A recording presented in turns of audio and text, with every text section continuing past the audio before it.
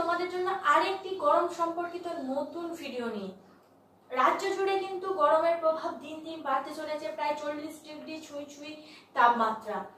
আলিপুর আবহাওয়া দপ্তর থেকে জানিয়ে দিয়েছে যে গত কয়েকদিনে বৃষ্টির সম্ভাবনা নেই এবং তাপমাত্রা বাড়বে, প্রায় 41 ডিগ্রি ছুঁয়ে যাবে।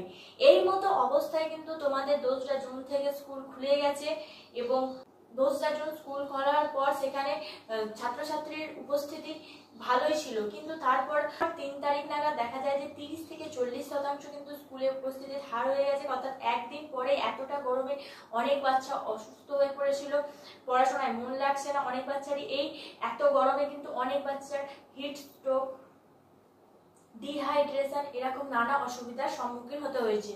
সেই কারণে কিন্তু অনেকের বাবা মা পাঠাচ্ছেন না এই গরমে স্কুলে। তো আবারও কি গরমের ছুটি পড়বে না, তোমাদের স্কুলগুলো মর্নিং এ শিফট করে দেওয়া হবে, এটাই এখন তোমাদের লক্ষণীয় বিষয়। অনেক রাজ্যে কিন্তু গরমের ছুটি আবারও বাড়িয়ে দেওয়া হয়েছে, এক্সটেন্ড করা হয়েছে। অনেক জায়গায় কিন্তু গরমে সকালে মর্নিং স্কুল করা হয়েছে।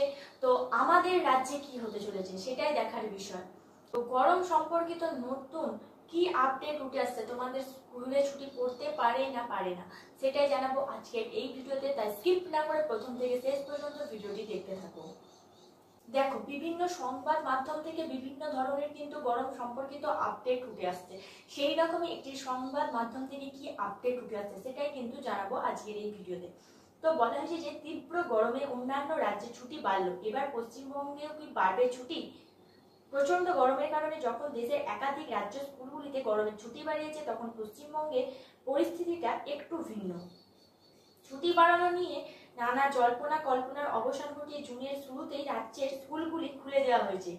একদিকে যখন ছাত্রছাত্রীরা দীর্ঘ ছুটির আমেজ, তখন বাংলার পড়ুয়ারা ক্লাসরুমে ফিরেছে। কিন্তু কেন এই সিদ্ধান্ত? অন্যান্য রাজ্যের তুলনায় পশ্চিমবঙ্গের পরিস্থিতি ঠিক কোথায় দাঁড়িয়ে? চলুন গভীরে গিয়ে পুরো বিষয়টি বোঝা যাক। অন্যান্য রাজ্যের পরিস্থিতিটা কি আছে সেটাও জেনে নেওয়া যাক।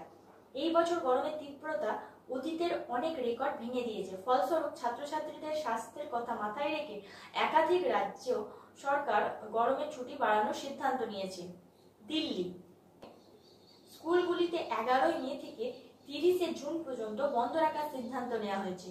পাঞ্জাব ও হরিয়ানা এই 2 রাজ্যে জুন মাস জুড়ে অর্থাৎ 30 জুন পর্যন্ত ছুটি ঘোষণা করা হয়েছে। উত্তরপ্রদেশ ও বিহার, উত্তরপ্রদেশে 15 জুন এবং বিহারে 21 জুন পর্যন্ত স্কুল বন্ধ থাকছে।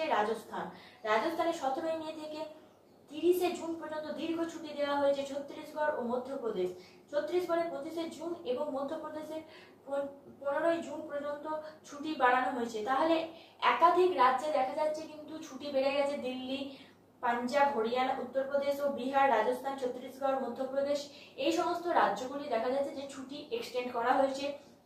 কোথাও গরমে স্কুল খোলার পর আবারও ছুটি দিয়ে দেওয়া হয়েছে। তো এই তালিকা থেকেই স্পষ্ট যে উত্তর থেকে মধ্য ভারত পর্যন্ত বেশিরভাগ সব রাজ্যই পড়ুয়াদের স্বস্তি দিতে ছুটির সময়সীমা বাড়িয়েছে। পশ্চিমবঙ্গের বিপরীত ছবি। অন্যান্য রাজ্যের এই চিত্রের পাশে পশ্চিমবঙ্গ এক ভিন্ন পথে হেঁটেছে। তীব্র গরমের কারণে রাজ্যে 30 এপ্রিল থেকে গরমের ছুটি শুরু হয়ে গিয়েছিল, যা নির্ধারিত সময়ের থেকে এগিয়ে আনা হয়েছিল। ছুটি বাড়ানো হবে কিনা তা নিয়ে অভিভাবক এবং ছাত্রছাত্রীদের মধ্যে ব্যাপক জল্পনা ছিল। সোশ্যাল মিডিয়াতেও নানা বিভ্রান্তিকর খবর ছড়িয়ে পড়ে, কিন্তু শেষ পর্যন্ত রাজ্য সরকার ছুটি আর না বাড়ানোর সিদ্ধান্ত নেয়। এরা 2রা জুন থেকে স্কুল খুলে দেয়। বিকাশ ভবন সূত্রে জানা গিয়েছে যে এই সিদ্ধান্তের পিছনে কয়েকটি গুরুত্বপূর্ণ কারণ রয়েছে। 1. সিলেবাস শেষ করার তাগিদ।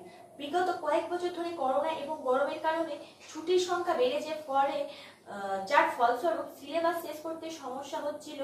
এই বছর সেই ক্ষতি পুষিয়ে নিতে চাইছে শিক্ষা দপ্তর। 2 নাম্বার বলা হচ্ছে যে নতুন সেমিস্টার সিস্টেম। উচ্চ মাধ্যমিক স্তরে নতুন সেমিস্টার ব্যবস্থা চালু হয়েছে। সময় মতো সিলেবাস শেষ করাটা একটা বড় চ্যালেঞ্জ। ছুটি বাড়লে এই প্রক্রিয়া আরো পিছিয়ে যেতে পারে। 3 নাম্বার শিক্ষকের ঘাটতি।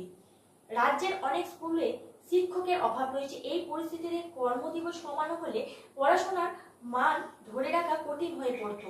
এই কারণগুলো মাথায় রেখে পড়ুয়াদের ভবিষ্যতের কথা চিন্তা করে স্কুল খোলার সিদ্ধান্ত নেওয়া হয়েছে। এরপর হচ্ছে অভিভাবক যারা আছে তাদের কিছু পরামর্শ দেওয়া হয়েছে। তো তারা কি পরামর্শ দিয়েছে? তো স্কুল খুলে যাওয়া অনেক অভিভাবকই হয়তো সন্তানদের স্বাস্থ্য নিয়ে চিন্তিত, তবে কিছু সাবধানতা অবলম্বন করলে এই সমস্যা এড়ানো সম্ভব। তো পর্যাপ্ত জল, বাচ্চাকে স্কুলে পাঠানোর আগে এবং স্কুল থেকে ফেরার পর পর্যাপ্ত পরিমাণ জল ও ফলের রস খেতে দিন। স্কুলে ওয়াটার বটল অবশ্যই দেবেন। হালকা খাবার, টিফিনে হালকা এবং সহজপাচ্য খাবার দিন। ভাজাভুজি বা ভারী খাবার এড়িয়ে চলুন। সঠিক পোশাক, গরমের জন্য আরামদায়ক এবং হালকা রঙের সুতির পোশাক পরান। সচেতনতা, গরমে শরীর খারাপ লাগলে বা কোনো রকম অস্বস্তি হলে সঙ্গে সঙ্গে স্কুল কর্তৃপক্ষকে জানাতে হবে এবং প্রয়োজনে চিকিৎসকের পরামর্শ নিতে সন্তানকে শিখিয়ে দিন। শেষ কথা বলা যায় যে প্রতিটি রাজ্যে পরিস্থিতি এবং অগ্রাধিকার ভিন্ন। অন্যান্য রাজ্যগুলি যখন ছাত্রছাত্রীদের সাময়িক স্বস্তি দিতে ছুটি বাড়িয়েছে, পশ্চিমবঙ্গ তখন পড়াশোনার ধারাবাহিকতা এবং সিলেবাস সময় মতো শেষ করার উপর বেশি জোর দিয়েছে। এই সিদ্ধান্ত ভালো মন্দ নিয়ে বিতর্ক থাকতেই পারে, কিন্তু পড়ুয়াদের শিক্ষা জীবনের কথা মাথায় রেখে যে এই পদক্ষেপ তা অনস্বীকার্য। এখন বিষয় হলো এই তীব্র গরমের কথা বিচার বিবেচনা করে এবং স্টুডেন্টদের পড়াশোনার কথাও মাথায় রেখে আমাদের শিক্ষা ভবন কি রায় দেন। তো আমরা সবাই শিক্ষা ভবনের রায়ের দিকে আছি যে আমাদের গরমের ছুটি বাড়ছে না, আমাদের ডে থেকে মর্নিং এ স্কুল শিফট করা হচ্ছে। যখনই এই বিষয়ে কোনো আপডেট আসবে তখনই কিন্তু তোমাদের সামনে তুলে ধরবো। তো সমস্ত রকম গরমের আপডেট পেতে আমাদের চ্যানেলকে সাবস্ক্রাইব করে পাশে থেকো। আজকের ভিডিও এই পর্যন্তই। ধন্যবাদ সবাইকে। Junior education.